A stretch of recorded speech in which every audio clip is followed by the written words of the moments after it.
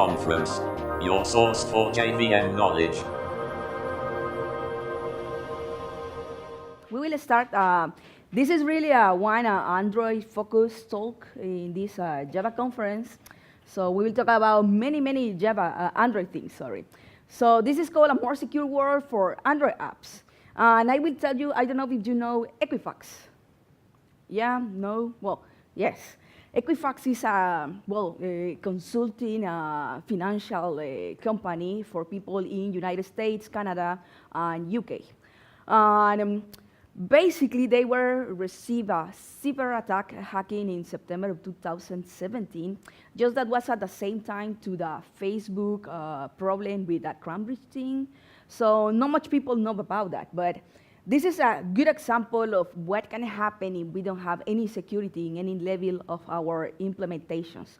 So this is just a little bit about statistics. And when they were hacked, they were injected with this information, around like 38,000 driver license numbers and 3,200 password details. Obviously, the hackers have from other systems, but they also were stolen. These hackers obtained around like 146.6 million names and dates of birth. They obtained around like 145.5 million social security numbers, 99 million of address, and 209,000 payment card numbers and expiration dates. So this is information that then hackers use for creating fake profiles in other systems or for stole identities to other people and use their information. Basically, they don't have any level of security. They were saving everything in plain text in a database. They were not encrypting anything in the way from the database to other information. Sometimes our clients, there can be a website or a mobile application, is the first door that hackers use for can hack all our system. Then here in the European Union, we have the GDPR regulation that entered last May. Now, if you don't have security and you have a high cyber attack like Equifax, you will need to pay a fee to European Union. So now, usually developers, for some reason, is like security is not something important when it's one of the most important things that we have in our systems. We work in some companies when we don't have a security expert, so we are really the expert of the security part that we are implementing. So we need to take care about this. So I would say that security is a team effort. It's not like, it's the security guy that one that need to take care of that. We need to implement the security aspects in our system. So it's not only in the server side or in the client side or how I have my infrastructure, it's in everything. So my name is Mercedes Wyss. I am coming from Guatemala. I am also community leader in Guatemala. I have a Google Technologies community called Devs Plus 502. I also have a JSON chapter that are the Java female chapters. And I also was member of Guatemala Java Users Group. Basically, I am a full stack developer. I make a backend, I make frontend, I make mobile apps, and I also sometimes make a little bit of sysadmin to config servers and everything, but I really say things that exist the cloud, so I just need to create things and everything will be okay. And I am also working at a startup based in Guatemala, so I live and work there, and I am CTO there. I am also part of 2 ambassadors program from Auth0 Technologies and the Oracle Groundbreakers program. And I also have a Duke Choice Award in Educational Outreach. So, I will tell you in this talk a little bit of real cases that happen in mobile applications and other things that we need to take care about security. So the first thing is a case that I call convenience over security. And this is something that happened in the mobile application of Starbucks in 2014. So what happened in this case? So they was storing locally in the cell phones credentials to the users, the email, username, the password. Also, they said that geolocation information. So what happened with the Starbucks application? In United States, this is specific in United States, you can use the Starbucks application and I can say, okay, I am going to the office. and they have some auto services from Starbucks. So from the application, say I want a cappuccino, I want a frappuccino, and I will pass in the way to the office to this store, and this store will have prepared your coffee, and you just will take it, and the application will make the process to pay the coffee and everything. So these people was storing this because they wanted a kind of permanent open session, and users don't need to put again a username or their financial information for this. So what was wrong here is like first they was saving all this information in plain text. They don't have any encryption information. And the next thing is that they was saving that in that device with public access. So they have a TXT file that anyone can watch in the cell phone. In Android, well, in iOS, this is not so critical, but for example, in Android, I can have other applications that can read my memory. If the things are public, I have access to this information. And then I don't know if you see, but in a few years ago, in Android, we have tutorials that how to read the SMS of your girlfriend, or how to read the files in the cell phone to someone else. So we're tutorials for people use for learn to program in Android. So how we can solve this issue, and we have several approaches, but the first thing is how we are saving this information. This was the first problem that they have. They were using a public access file. And we have here two ways to save information in a secure way in Android. The first one is use shared preferences, and the second one use internal storage. So talk about the shared preferences. This is a little bit of code how I can implement preferences. And I say sometimes the problem that we have as developers is that we are these Google-oriented developers or Stack Overflow-oriented developers. It's like how I can save things in shared preference. You found a code and you just make a copy-paste and don't read what we are doing. And this is the secret here. I need to establish it which level of access I will permit to the shared preferences. If I restrict access only for my application, I will put here just for private mode. But I can copy and put there public mode, so anyone can read my shared preferences. So this is a good approach if I will save just one single datum or information. So for example, I don't need to create a database for save just username and a password. The next thing is the internal storage. The internal storage is when I create this kind of files, TXT files, but restricting access just for my application. When I create a file in this way, I am creating a file that only my application have access. I can have this other thing again when I am restricting just access to my application. So now I have these places when I can save information restricted only for my application. But here we are only have other problem because we are continue saving a username and a password that are sensitive information. So I am restricting that just to my application, but it's not completely full security. So the next thing is that we can encrypt this information. This is something really interesting because in Android, we can use all the Java cryptography architecture for encrypt information. So we have a key generator for symmetric keys or for asymmetric keys. When I have a public and a private key, I will also have a key store that is a space in the trusted zone of the cell phone when all my keys will be saved. Also, I will have a Cipher class with a lot of predefined encryption algorithms that I can use it, and I can use a provider too for implement or use other third-party libraries that implement encryption. So AndroidKeyStore, this is something that we can use since Android 18, that is Android 4.3. So before that, we don't have nothing of encryption, but we can import libraries for do that. So we have the AndroidKeyStore that is basically an implementation that is over all the Java cryptography architecture. This is when I am saying to you, so we save all the keys in a trusted zone. We have asymmetric algorithms, that is when I have a public key and a private key, and I have a symmetric way of encryption since Android version 23, that is Android 6. So here is a little bit of all the algorithms that we have.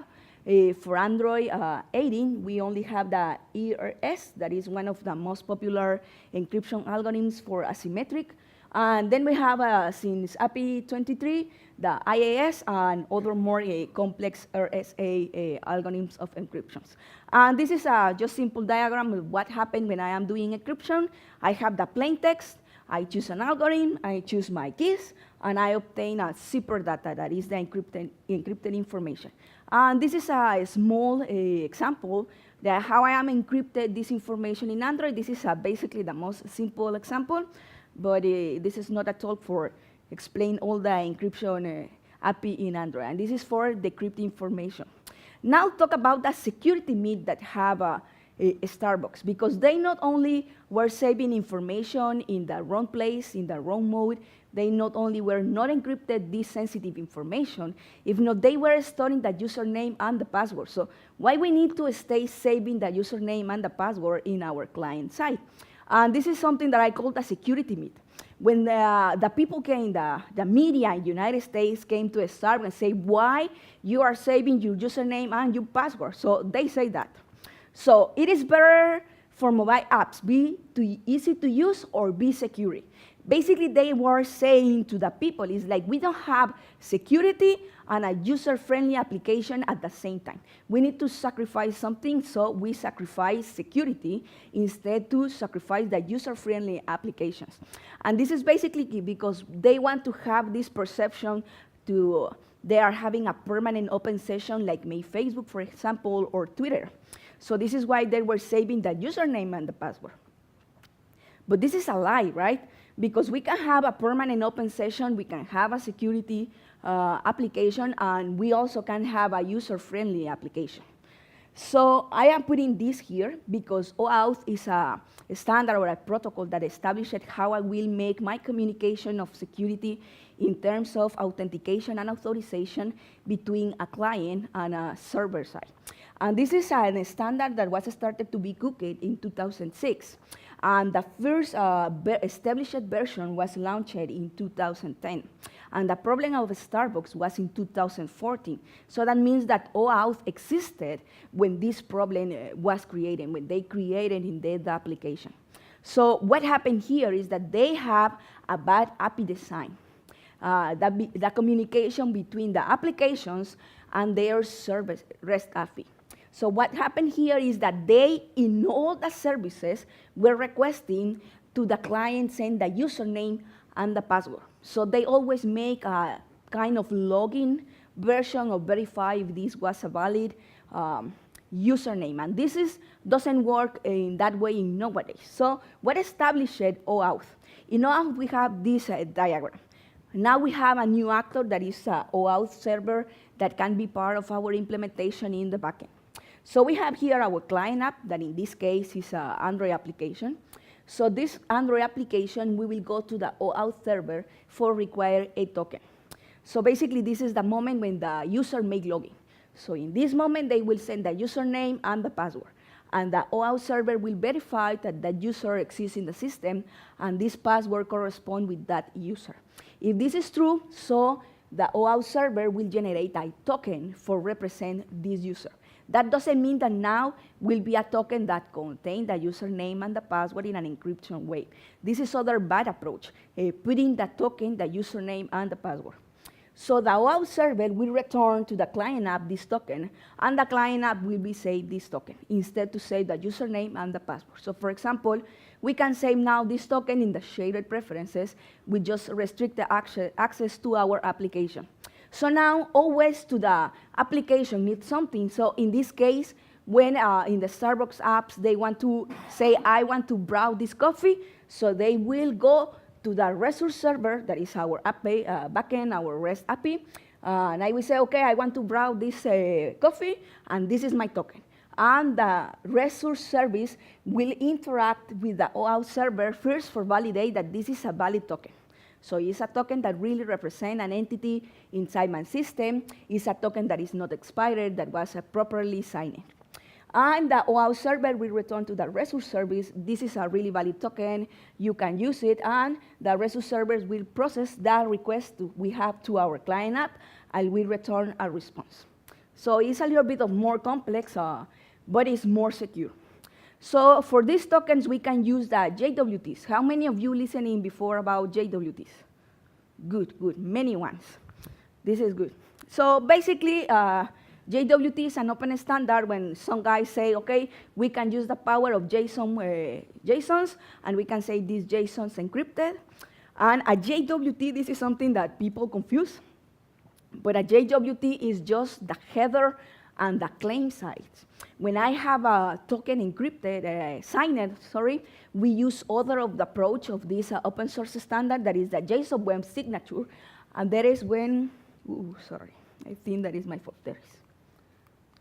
Okay, the JSON Web signature, and we have these all algorithms that we can use for sign a token.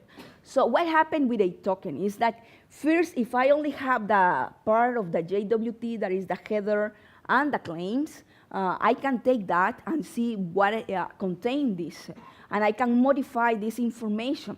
So the signature is for verify that this token was properly signed and anyone touched the token and we modify them.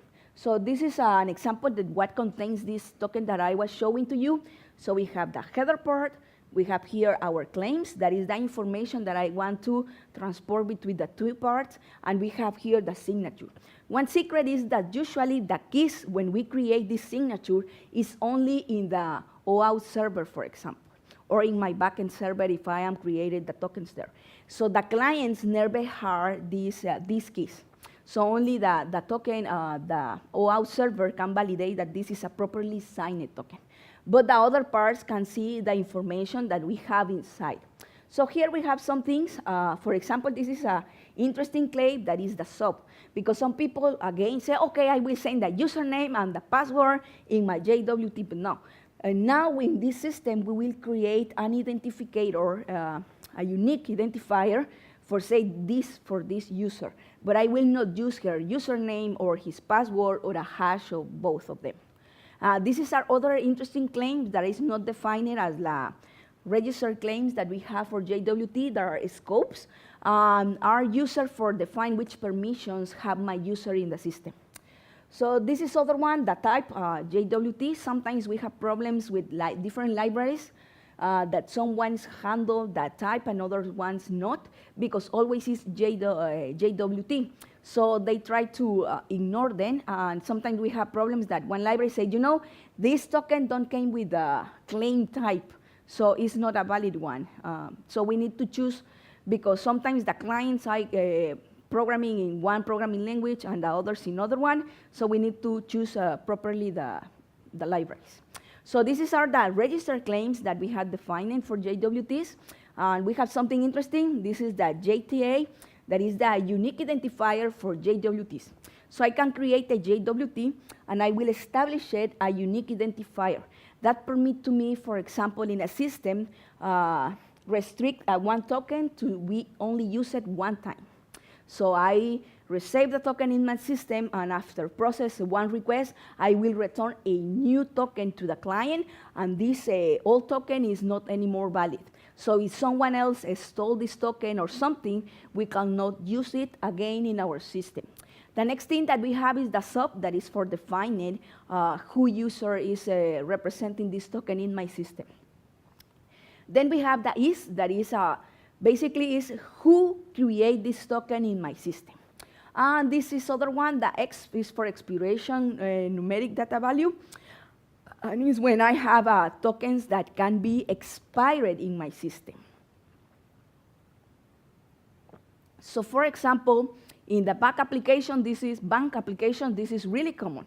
In a bank application, I have a small time when if I don't do nothing, I need to make login again in the system, because the bank cannot be sure that I continue being me, the one that is making this process. Maybe I forgot close the session in a computer, or someone else sit in that computer and will make something else. So we can define expiration time. They can be 1 minute, 2 minutes. So when the authentication server receives this token, they say this token is not anymore valid, it's expired, and you need to make a login again. So JWT are for more than only make the process of logging, that is authentication and authorization.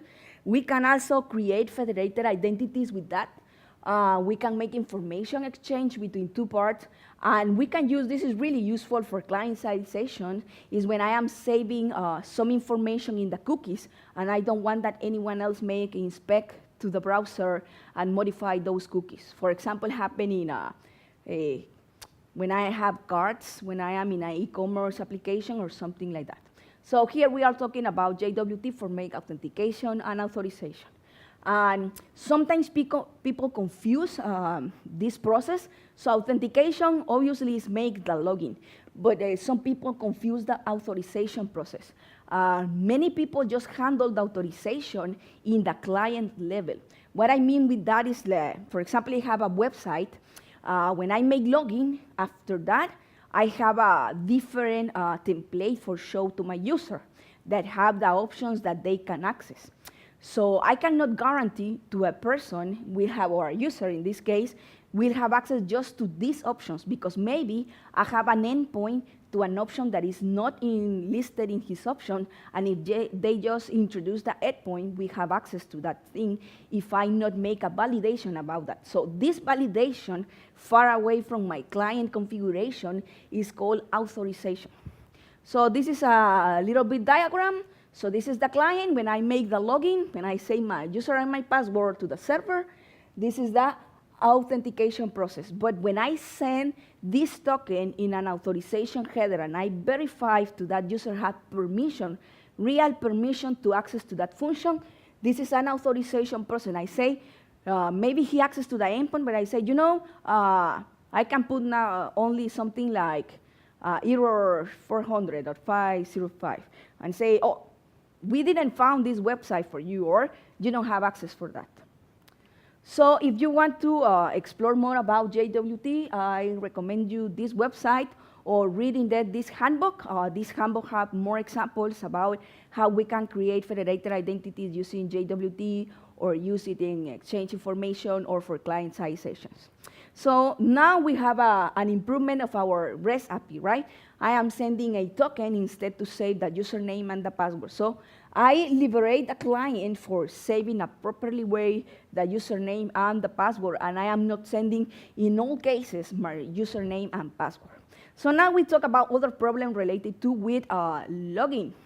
And this is the user credentials problem, right? And this is a simple problem.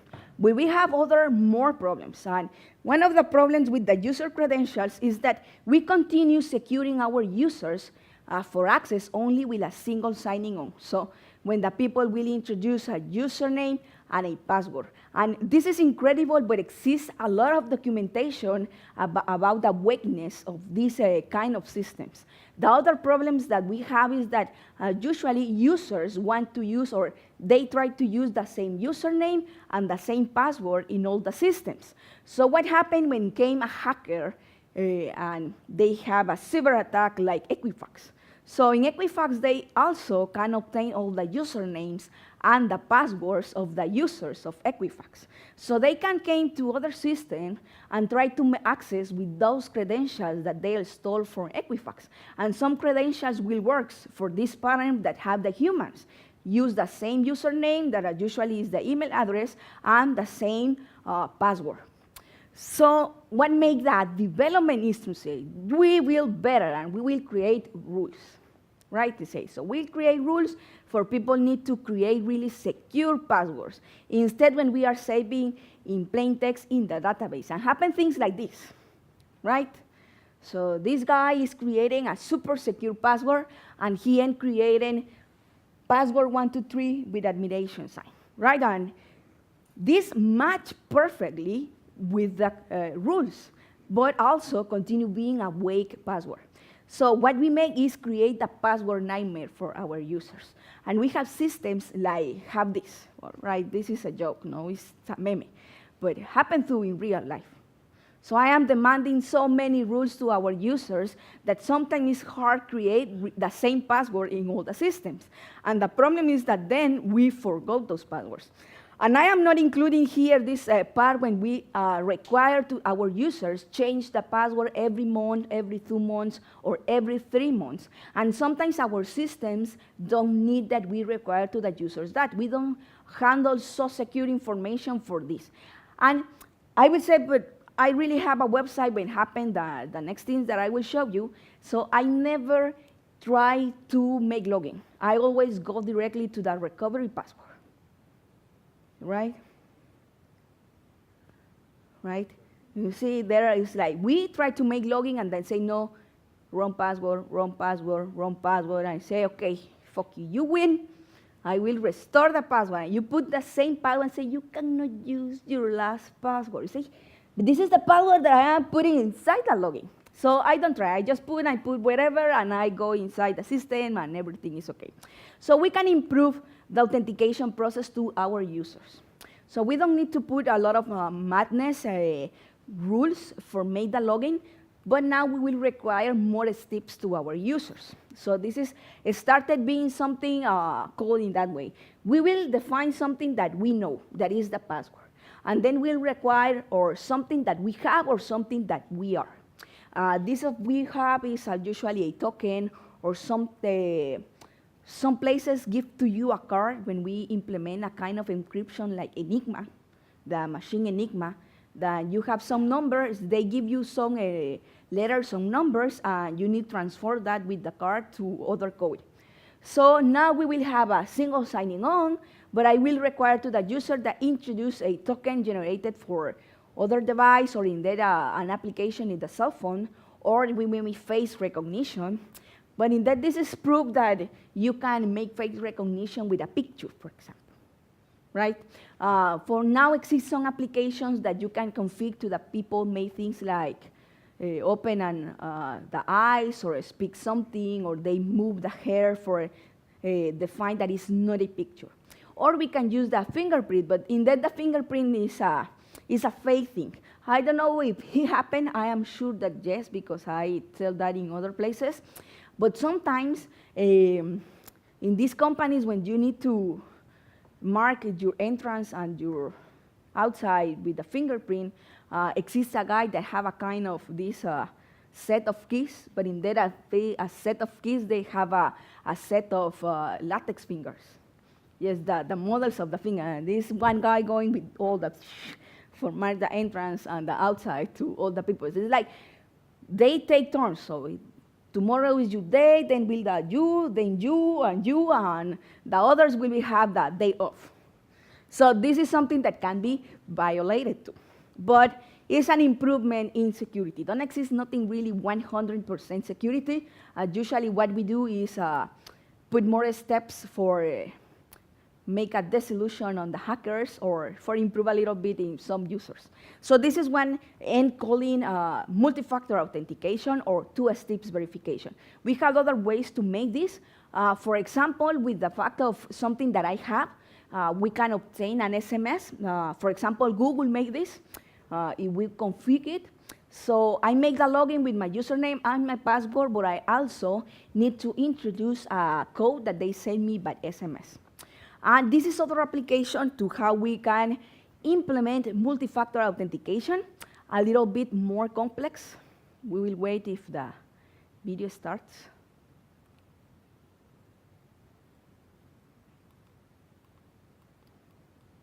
There is. So here the guy is making login in a website, and the website is generating a QR code.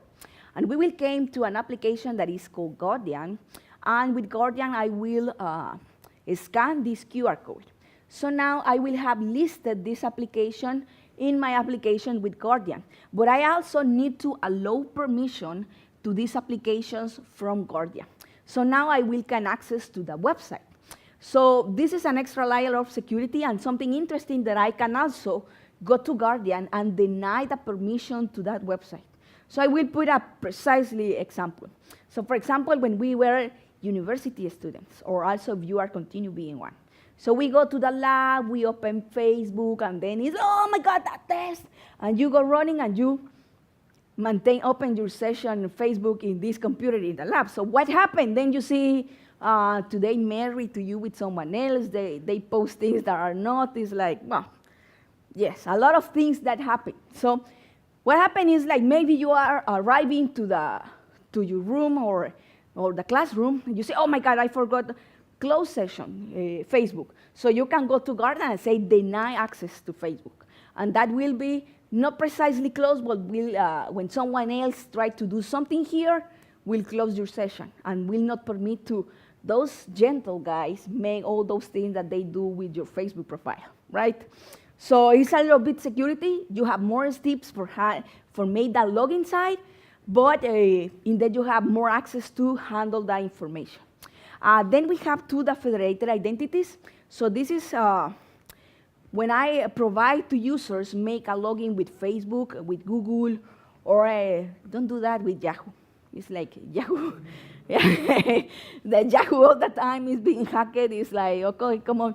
For me, it's like it's internal hacking because they implement new things and the moment again, hack it. So this is other one in that when we arrive to a website, say register with Facebook, you say, oh my God, thanks God, I don't need to create a new account or thinking a new password. The next thing that we have is use passwordless.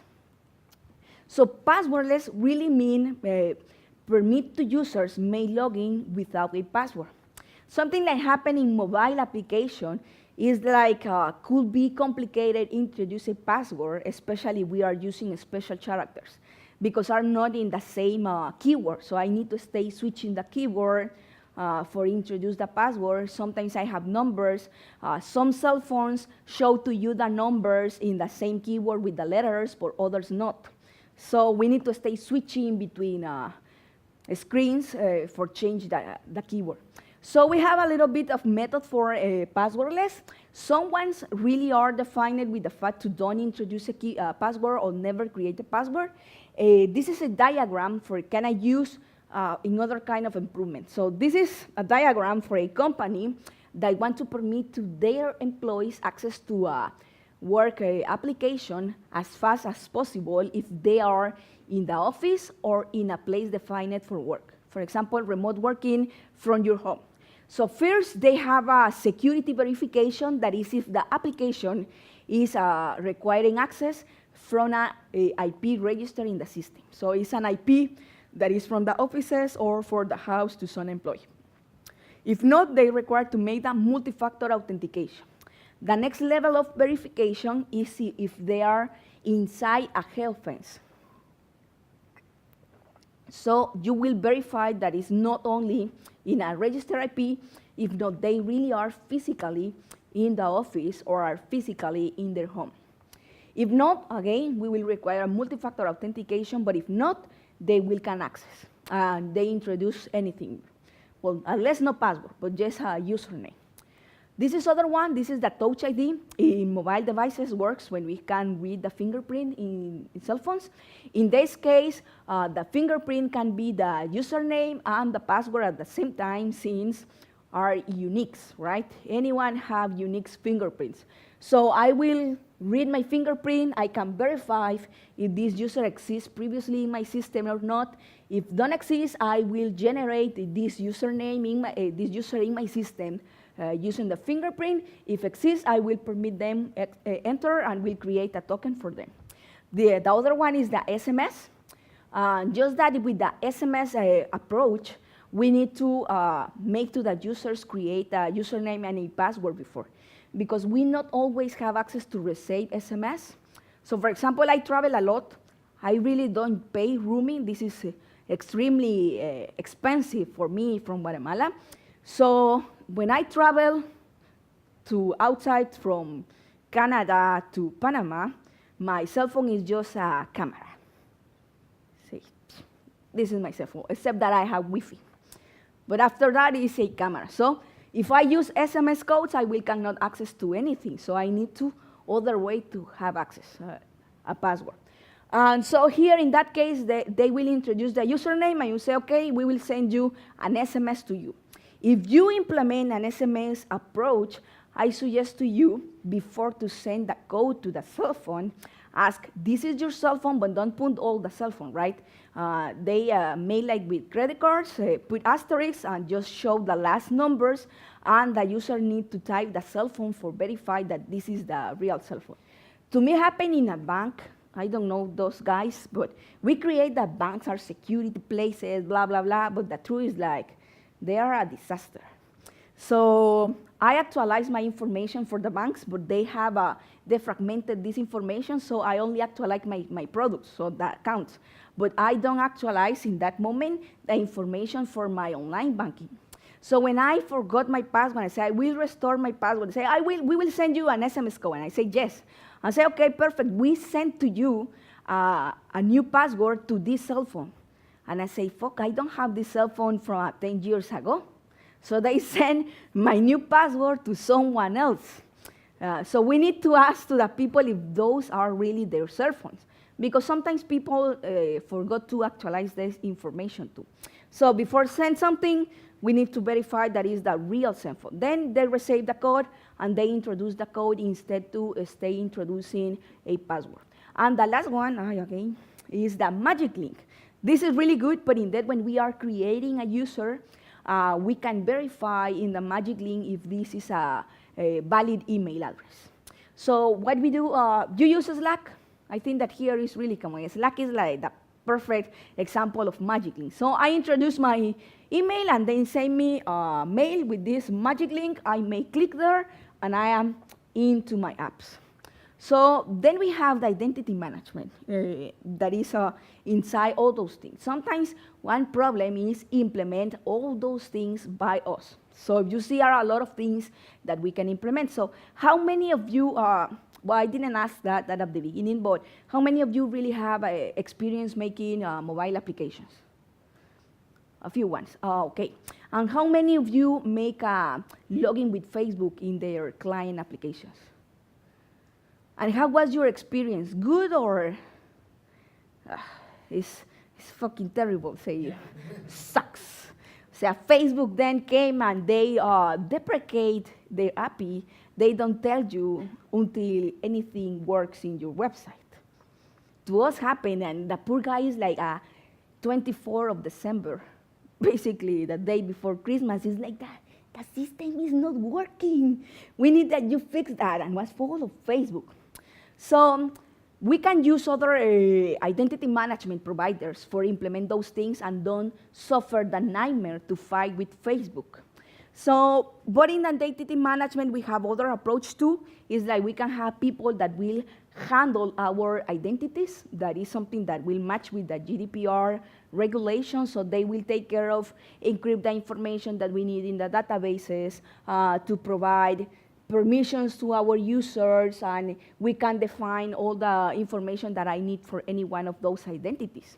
And the next thing that we have is to the identity and access management. So I will define how will be my process of authentication, so which options I will have, if I will use a single signing on, or I will just federated identities.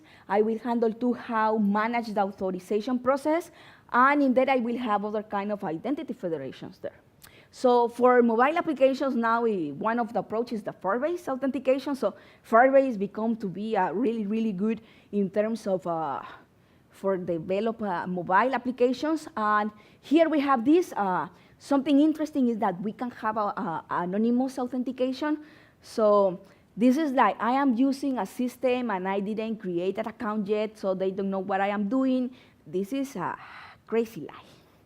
Because I can come and create an anonymous user, associate that with a mobile cell phone. So for example, if I am watching things in Amazon, they are register all the things that I am watching, or I can register all the things that some user is using in my application, associating that with this anonymous user, and when I create that account, I will merge the anonymous account with the new account that I am creating. So this is something that have a pre-established Firebase authentication. So then here is a little bit restricted, and the management information that I can have for my user is only a name, an email, a picture URL, and a password, if I user that. I can have single signing on. If I have passwordless, I have email link, I have phone number. I think that they are implemented other things. And we have a little bit of federated identities. Basically, it's use Google, Facebook, Twitter, or GitHub, right? But it exists more. I don't put here all the pictures, but you will not imagine. It exists around like 80 federated identities, including some Nordic banks, the Norway, Danish, or I don't remember the other one. Then, for example, we have Auth0. We have other more. For example, in the clouds, we have Amazon Cognito, which are Azure Active Directory. It depends on the cloud that you are using.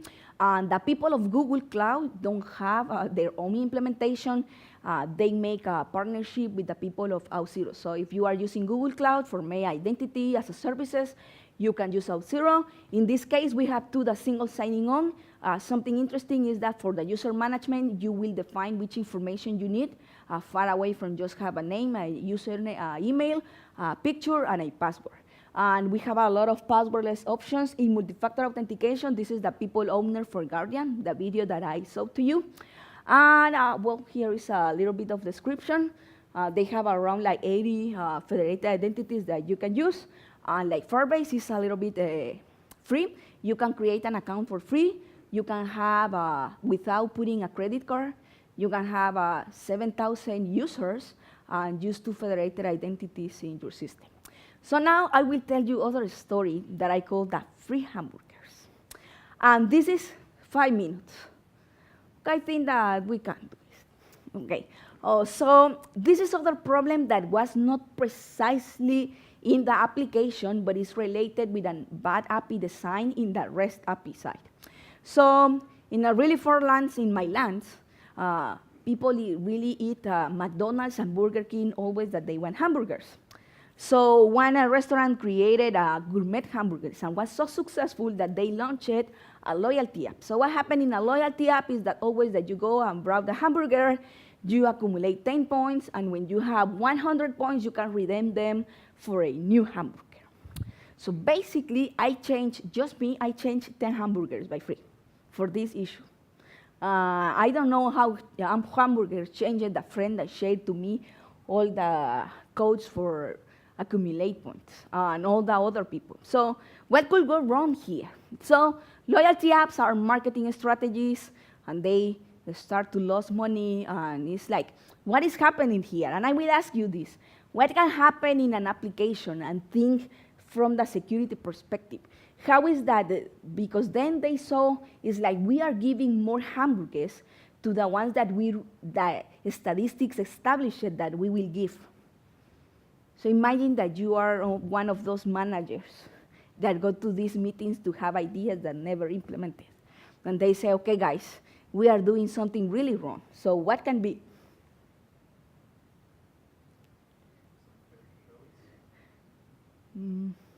Not exactly. I will continue because we don't have time. So this is what is wrong. Okay, some guys are laughing, right? So what happened here is that first, they were sending everything in their endpoints as exposed params. And like GET. So when I consume an endpoint by GET, anyone can watch the exposed params that I am sending there.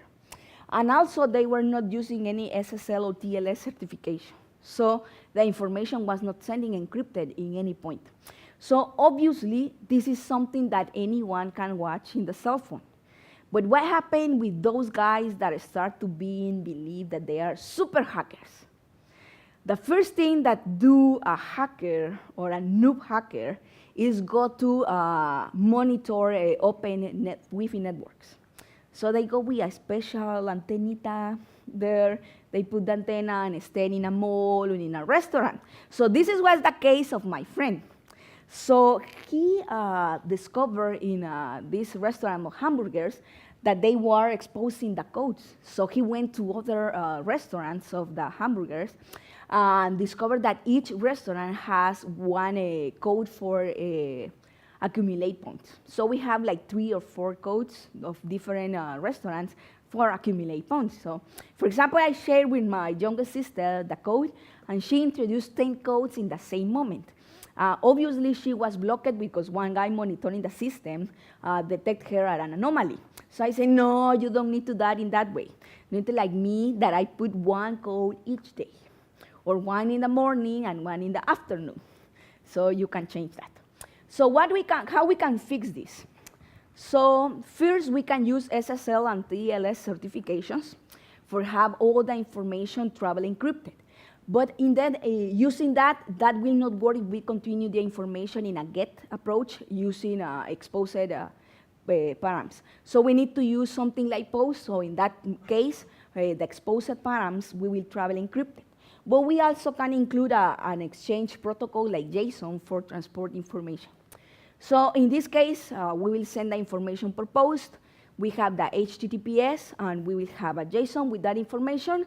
And now this information will travel encrypted thanks to the SSL or TLS certification, right? This is so in this case, they don't know how to develop a good REST API for mobile application. One thing that happened a lot is that the old systems, the website and the backend was joined in the same thing. And then when some people are starting to migrate from make web applications to make mobile applications, one of the first things that they ask is how my mobile application can connect to the database. And you say, cell phones are not designed for connecting directly to the database. They don't have this kind of power. And the next thing is like this is a security problem because each cell phone will have a different public IP. So I need to define in the database that be open to any IP can connect to them. And I need to save the credentials to the database in the cell phone. So they don't know this concept to create a backend. This is something that we now listen, I am a backend developer, I am a front-end developer. But in the past, that doesn't exist. Everything was in the same thing. And sometimes people do that in the wrong way because of that. They really don't know how to create a website for just have a backend and a client side apart. So other suggestion here was establish health fences for the define that we are introducing these codes when we are in the restaurant. Because if that's someone in the restaurant, if it's my friend, I can ask them for the code and accumulate points too. So I need to verify not only with security in the services, if not that they are accumulating points in the restaurant. So that came to us with a little bit of the last part, that is the permission requirements. Because for can I use the geolocation, I need to have permissions for use geolocation in the cell phone. So this is something important in terms of security because that changed a little bit in Android 6 and in that continue being changed. Right now, it's not only about have install time permissions or runtime permissions. So what happened with permissions is that therefore we explain to the people why we need these permissions. And something that happened in the past is that we only have install time requests. So I go to Google Play and install an application, and like happened with the privacy policies when we have, people just say accept. And they don't read nothing of that. So why my application is requiring to me read my SMS? Why my application is requiring to me use my camera if I never take pictures in the application? So they Google divide this permission into two ones. It's basically the install time permissions now, these ones that are not so nocive. So the people basically make accept when they install. And now we have the runtime request. So the objective of this one is that I explain to the user why I will use this permission. And I require to give to us a low permission when we will use them. For example, in Instagram, in Twitter, in Snapchat, or in Facebook, when you go and you will say, I will share a picture, and I will take the picture from Instagram. So they say to you, we need to allow you permissions for use the camera. And you know perfectly that is for take that picture that you want to share, right?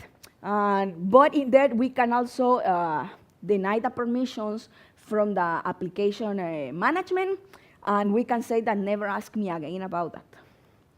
So this is how I define permission in a manifest file. For the guys that see mobile applications before, you know the manifest file is like a file when I configure all the components that I have in my Android application.